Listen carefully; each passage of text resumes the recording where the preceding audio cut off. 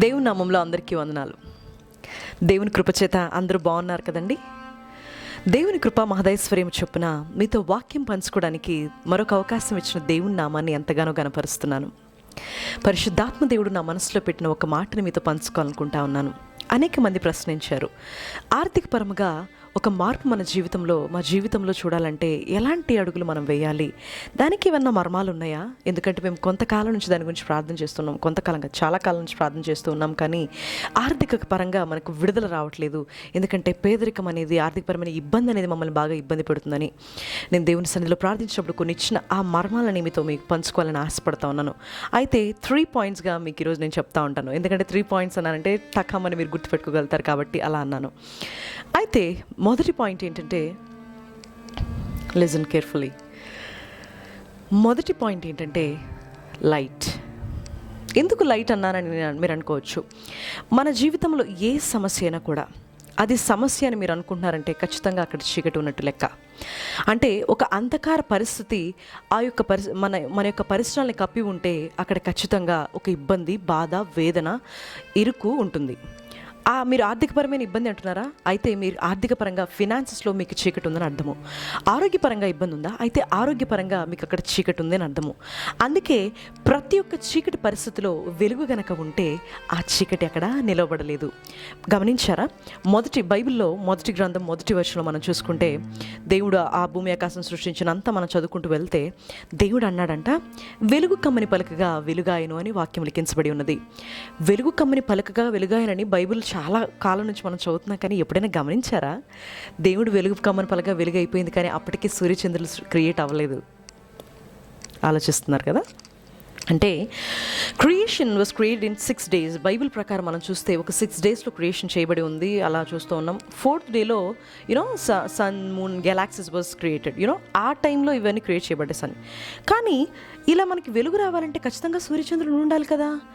మరి దేవుడు మొదటి దినానే వెలుగు కమ్మని పరంగా వెలుగైపోయిందే, కానీ వీళ్ళు తర్వాత క్రియేట్ చేయబడ్డారే.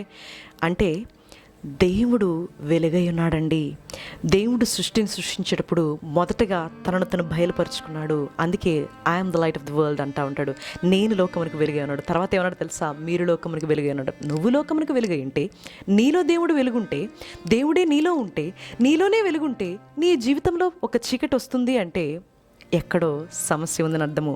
అంటే దేవుడు వెలుకమ్మని పలగా వెలుగైపోయిందంటే ఏ ఒక్క అంధకార పరిస్థితి అయినా నీ జీవితంలో దేవుని మాటగా సెలవిస్తున్నాను, ఖచ్చితంగా వెలుగు కమ్మను గాక్క అని పలుకుతున్నాను. ఆమేన్. ఖచ్చితంగా మీరు ఏ జీవితంలో ఆర్థికపరమైన ఇబ్బంది అయినా కొడుతుంటే, అసలు ఇదంతా లైట్ లైట్ లైట్ అంటున్నావమ్మా. లైట్ అంటే ఏంటంటే, కీర్తనాకారుడు చెప్తా ఉన్నాడు 119వ దావీదు కీర్తనలలో 105వ వచనంలో దేవుడు చెప్తా ఉన్నాడు, వాక్యము చెప్తా ఉన్నది ఏమనంటే, నీ వాక్యము నా పాదములకు వెలుగై ఉన్నదనండి. ఆయన వాక్యమే మనకు వెలుగండి. మనం వెలుగుతో నింపబడాలంటే ఆయన వాక్యముతో నింపబడినప్పుడు ఇట్ బికమ్స్ లైట్ అంటూ యువర్ ఫీట్. ఆ వాక్యము నీ జీవితంలో వెలుగైనప్పుడు ఖచ్చితంగా ఎలాంటి పరిస్థితుల్లో కూడా అంధకారం ఉండదు. అప్పుడు ఖచ్చితంగా అక్కడ సమృద్ధి కలుగుతుంది. ఓకే. సెకండ్ పాయింట్ ఏంటంటే, మనందరికీ తెలిసిన ఎగ్జాంపుల్ సొలొమోన్. ఓకే, సొలొమోన్ని విజ్డమ్ అడిగాడు. అవును కదా? సొలొమోను దర్శనంలో దేవుడు కనబడి నీకేం కావాలని అడిగినప్పుడు, దేవా నాకు ఈ రాజ్యాన్నంతా చేయించాలంటే బుద్ధి వివేకాలు కావాలి కదా, బుద్ధి జ్ఞానం నాకు దయచే కదా అని దేవుడిని అడిగి ఉన్నాడు. నువ్వు బుద్ధి జ్ఞానం అడిగావు కాబట్టి ఖచ్చితంగా నేను బుద్ధి జ్ఞానంతో పాటు ధనాన్ని కూడా నీకు సమృద్ధిగా ఇస్తానని దేవుడు చెప్పున్నాడు. అర్థమవుతుందా? బుద్ధి జ్ఞానం అడిగితే దేవుడు ధనాన్ని కూడా ఎందుకు ఇచ్చాడంటే, సొలొమోను అడిగింది బుద్ధి జ్ఞానమే కాదు, కానీ అక్కడ ఇంకో ఏదో మర్మం ఉంది. అక్కడ సొలొమోను ఏమడిగాడంటే, మీరు చూస్తారు అది ఖచ్చితంగా ఏంటి అంటే, వాక్యం ప్రకారము జ్ఞానం అనేది చాలా ఇంపార్టెంట్. ఏ జ్ఞానము అంటే, ఎందుకంటే జ్ఞానం ఎలా చెప్పబడుతుందంటే, జ్ఞానము ముత్యముల కంటే, సామెతల గ్రంథంలో మనం చూస్తూ ఉంటాము 8వ అధ్యాయము 11వ వచనంలో, జ్ఞానం ముత్యముల కంటే శ్రేష్టమైనది, విలువగల సొత్తు ఏమితో దాన్ని పోల్చలేమంట. నీకున్న జ్ఞానం దేంతో నువ్వు పోల్చలేమండి. డబ్బులు వస్తాయి వెళ్ళిపోతాయి, కానీ జ్ఞానం మాత్రము కొనలేము. అది అంటే ఇది బ్లెస్డ్ అయి ఉండాలి. దేవుని నుంచి వచ్చే ఒకటి ఇదై ఉండాలి ఖచ్చితంగా. ఎందుకంటే మరి ఇది ఏ జ్ఞానం అక్క అని మీరు అడిగితే, కొరింథీయులకు రాసిన మొదటి పత్రికలో 2వ అధ్యాయం 7వ వచనం మనం కనుక చదివితే, ఈ లోకాధికారుల జ్ఞానము కాదు కానీ దేవుని జ్ఞానము మర్మము అంటా ఉన్నాడు. పౌలు ఎంత బాగా చెప్తున్నాడు చూసారా? జ్ఞానాన్ని ఎంత బాగా చెప్తున్నాడు తెలుసా? దేవుని జ్ఞానమే జ్ఞానము, మిగిలింది ఏది కాదు. ఈ లోక జ్ఞానం మాకు చాలా జ్ఞానం ఉందనుకుంటున్నారేమో, కానీ దేవుని యొక్క వాక్యం యొక్క జ్ఞానము నీకున్నప్పుడే అది ఒక మర్మం అంట. అది అందరికీ బయలుపరచబడదు. నువ్వు ఎప్పుడైతే వాక్యాన్ని తింటా ఉంటావో you should eat the word of God. ఎందుకు నేను ఈట్ అంటున్నానంటే, చదవటం వేరు, తినటం వేరు. ఎందుకంటే చూడండి, కొన్ని పోషకాలు మీరు తింటా ఉంటారు, తిన్న తర్వాత కొన్ని ప్రోటీన్స్ హెల్తీగా మనకు వస్తాయి కదా, విటమిన్ సి ఏంటి, విటమిన్ ఏ ఏంటి, లెమన్ అని అలా అన్నీ వస్తాయి కదా, మిగిలినది వెళ్ళిపోతూ ఉంటుంది. అందుకని వాక్యం నువ్వు తినేటప్పుడు మంచి పోషకాలు నీ యొక్క లైఫ్లో, నీ యొక్క బాడీలో అలా ఏమంటారు ఇమిడి ఉంటాయి. ఎందుకంటే చూడండి, నాలో ఉన్నవాడు లోకంలో ఉన్నవాడి కంటే గొప్పవాడు. దీనిలో నేను ఏది తీసుకోవాలి ఒక ప్రోటీన్గా? నాలో ఉన్నవాడు గొప్పవాడు, ఇంతవరకు నేను ప్రోటీన్ తీసుకుంటా. ఈ లోకంలో ఉన్నవాడు గొప్పవాడా కాదా నాకు అనవసరం, అది డైజెస్ట్ అయిపోతూ ఉంది, అంటే బయటికి వెళ్ళిపోతూ ఉంది, విసర్జింపబడతా ఉంది. అంటే వాక్యాన్ని నువ్వు తిన్నప్పుడు దాని ద్వారా వచ్చే జ్ఞానమే దేవుని జ్ఞానం అంటా ఉన్నాడు. అది వాక్యం ద్వారా మనం చూస్తూ ఉంటాం. కొరింథీయుల రాసిన మొదటి పత్రిక 1:24 క్రీస్తు దేవుని శక్తియు దేవుని జ్ఞానమై ఉన్నాడు. అంటే క్రీస్తు గురించి నీకు వచ్చిన ఒక జ్ఞానం ఏదైనా ఉంటే అది దేవుని శక్తి. ఇప్పుడు అర్థమైందా? సొలొమోను ఆ రోజు ఏమడిగాడో జ్ఞానము, అతను జ్ఞానం అనేసాడు, కానీ జ్ఞానం అంటే ఏంటంటే వాక్యం సెలవిస్తూ ఉంది. జ్ఞానం అంటే క్రీస్తు దేవుని శక్తియు క్రీస్తు దేవుని జ్ఞానం. క్రీస్తుని అడిగి ఉన్నాడు, క్రీస్తుని అడిగి ఉన్నాడు కాబట్టి అతడు క్రీస్తుతో పాటు జ్ఞానం ఏంటి, ధనము కూడా ఇవ్వబడింది. సో ఇప్పుడు నువ్వు ఖచ్చితంగా దేవుని అడగాల్సింది, దేవా నాకు జ్ఞానం ఇవ్వు. అలా ఎలా అడుగుతామక్క అంటే, దేవుని జ్ఞానము, క్రీస్తు గురించి వచ్చిన అవగాహన, క్రీస్తు గురించి మొత్తం బైబిల్ చెప్తా ఉందండి. అంటే వాక్యం కనుక చదివితే క్రీస్తు గురించి తెలుస్తుంది, క్రీస్తు గురించి తెలిస్తే జ్ఞానం వస్తుంది. అంటే దేవుని జ్ఞానము నీ యొక్క ధన సమృద్ధికి ఆధారము. ఓకే, థర్డ్ పాయింట్ ఏంటంటే థర్డ్ పాయింట్ అండి, it's a game changer. Trust me, I'm telling you, it's a game changer. ఇది కనుక మీరు పట్టుకుంటే ఖచ్చితంగా ఒక మెరాక్యులస్ ఒక డ్రాస్టిక్ చేంజ్ని మీ ఫినాన్సెస్లో మీరు చూస్తారు. ఖచ్చితంగా మీ ఆర్థికపరమైన పరిస్థితుల్లో ఖచ్చితమైన మార్పులు మీరు చూస్తారు. మనందరికీ తెలిసిన ఎగ్జాంపుల్ ఇది కూడా, సారెపతి విధురాలు మనందరికీ తెలుసు కదా. ఏలియా మరి ప్రార్థించినప్పుడు వర్షం ఆగిపోయింది, అప్పుడు కరువు ఉంది, డ్రౌట్ ఉంది, ఓకే, కరువు ఉంది. అలాంటి కరువున సమయంలో ఈ సారెపతి విధురాల దగ్గర కూడా కొంచెం నూనె, కొంచెం పిండి మాత్రమే ఉన్నాయి. దేవుడు అంటా ఉన్నాడు, నేను ఆమెకి ఆజ్ఞాపించాను, నువ్వు వెళ్ళి ఆమె దగ్గర భుజించమంటా ఉన్నాడు. వెళ్ళాడు ఏలియా. అక్కడికి వెళ్ళినప్పుడు ఆమె చెప్తా ఉన్నది, ఇదిగో నేను కట్టెలు ఏరుకోవడానికి వెళ్తా ఉన్నాను, నా దగ్గర కొద్ది నూనె కొద్ది పిండి మాత్రమే ఉన్నది అని చెప్తా ఉంది. అయితే ఏలియా అంటా ఉన్నాడు, ఆ కొద్ది నూనె కొద్ది పిండి అపమలు చేసి నాకు ఫస్ట్ పెట్టు అంటా ఉన్నాడు. మీరైతే ఏమనుకుంటారు? దైవజనులు ఎప్పుడైనా ఇదిగో మనకి లేని పరిస్థితుల్లో దైవజనుడు వచ్చి అడుగుతున్నాడు, ఇతనికి మనం పెట్టాలా అనుకుంటారేమో. కానీ ఆమె ఏం చేసిందో తెలుసా? ఆయన మాటకి లోబడి ఖచ్చితంగా ఆమె చేసుకున్న అప్పములో కొద్ది పిండి కొద్ది నూనెలో అప్పము చేసి మొదటగా ఆయనకి పెట్టి మిగిలింది వాళ్ళు తినడానికి సిద్ధపడ్డారు. అంటే నీకు కొద్దిగా ఉన్న, ఆమె ఏమీ లేదండి, ఆమె చనిపోవడానికి సిద్ధపడతా ఉంది. వాక్యం మీరు కనుక చదివితే ఈ ఎగ్జాంపుల్ ఎక్కడ ఉంటుందంటే రాజులు మొదటి గ్రంథంలో 17:8-16 మీరు మొత్తం క్లియర్గా చదువుకుంటా వెళ్తే చాలా క్లియర్గా ఉంటుంది.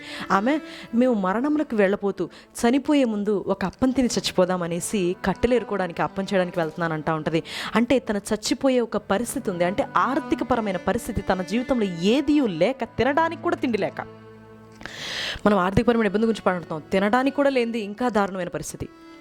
అయితే అలాంటి పరిస్థితుల్లో ఆమె అంటా ఉంది, నేను చనిపోవడానికి వెళ్తుండగా మరి ఆ సమయంలో ఏలియా వచ్చేసి దైవజనులకు విత్తే విత్తనం అండి, చాలా శక్తివంతమైనది. ఎందుకంటే అది అభిషేకాన్ని వాక్యం సెలవిస్తుందండి. ప్రవక్త జీవితంలో విత్తిన వారికంట మడిమి తిప్పగానే అభిషేకం వెంటపడతా ఉందంట. అంటే ఆ ఏలియా యొక్క అభిషేకము తన జీవితంలో ఉండటం వల్ల ఎప్పుడైతే ఏలియాకి చూసారా, గమనించారా, ఆ యొక్క అప్పాన్ని, అర్థమవుతుందా, మీ దగ్గర ఏది ఉంటే అది, ఆమె ఆ అప్పాన్ని విత్తనముగా మార్చి ఏలియాకి పెట్టినప్పుడు అద్భుతమైన మార్పు చూసినది. అప్పటి నుంచి అంట మళ్ళీ వర్షం కురిచేంత వరకు కూడా తన యొక్క తొట్టిలో పిండి తగ్గలేదంట, తన యొక్క బుడ్డిలో నూనె తగ్గలేదంట. అంటే అంత సమృద్ధిని ఆమె చూసినది. అంటే అర్థమవుతుందా? సో ఎప్పుడైనా విత్తనం కనుక ఇమీడియట్గా అవుతుందండి, విత్తనం మాత్రం వదిలిపెట్టద్దు. ఎక్కడైనా సరే, లేని పరిస్థితులైనా ఉన్న పరిస్థితులైనా సరే, విత్తనాన్ని కనుక మీరు మార్చి దేవునికి ఇస్తే ఖచ్చితంగా దేవుడు సమాధానం ఇస్తాడు. అర్థమవుతుందా? సో ఫస్ట్ది లైట్, దేవుడు ఆయన యొక్క జ్ఞానము, ఆయన వాక్యము మన పాదములకి వెలుగై ఉన్నది, అంటే లైట్. సెకండ్ది విజ్డమ్, జ్ఞానము. దేని గురించి జ్ఞానము? ఈ లోక జ్ఞానం కాదు, క్రీస్తు గురించిన జ్ఞానము. మూడవదిగా విత్తనమని దేవుడు మాట్లాడుతూ ఉన్నాడు. అద్భుతం. ఈ 3 పాయింట్స్ కనుక మీరు కనుక ఫాలో అయితే ఫినాన్షియల్గా డ్రామాటికల్ చేంజ్ మీరు చూస్తారు. నేను కూడా చూశానండి, ఖచ్చితంగా ఇది పనిచేస్తూ ఉంది. సో ఫినాన్షియల్గా అభివృద్ధి పొందాలనుకుంటున్నారా, ఆర్థికంగా ఒక సమృద్ధిని మీరు చూడాలనుకుంటున్నారా, ఖచ్చితంగా ఈ 3 పాయింట్స్ని, ఈ 3 కీస్ని కనుక మీరు ఫాలో అయితే ఖచ్చితంగా ఒక అద్భుతమైన అమోఘమైన ఒక మెరాకిల్ రిజల్ట్ని మీ ఫినాన్షియల్లో చూస్తారు. సో దేవుడు ఇచ్చిన ఈ మర్మాన్ని మీరు కనుక గమనించినట్టయితే ఖచ్చితంగా ఆ రిజల్ట్ మీరు చూస్తారు. దేవుడి వాక్యాన్ని దీవించి ఆశీర్వదించును గాక. ఆమేన్.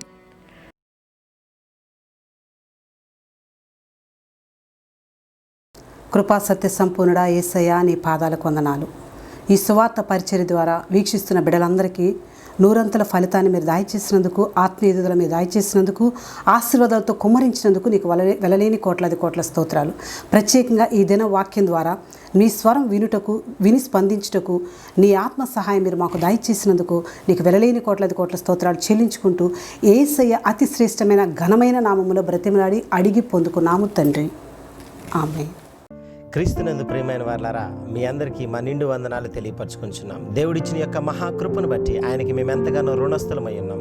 ఈ యొక్క యూట్యూబ్ పరిచర్యని మీరు వీక్షించి మమ్మల్ని ప్రోత్సహించినందును బట్టి మీకును వందనాలు తెలియపరచుకుంటున్నాం. ఈ యొక్క యూట్యూబ్ పరిచర్య ద్వారా మీరు ఆశీర్వదించబడ్డారని ఆశిస్తున్నాం. మీలాగే ఇంకా ఎందరో ఆశీర్వదించబడాలని మీరు గనక అనుకున్నట్లయితే మన యొక్క యూట్యూబ్ పరిచర్యని లైక్ చేయండి, షేర్ చేయండి, సబ్స్క్రైబ్ చేయండి. Thank you very much.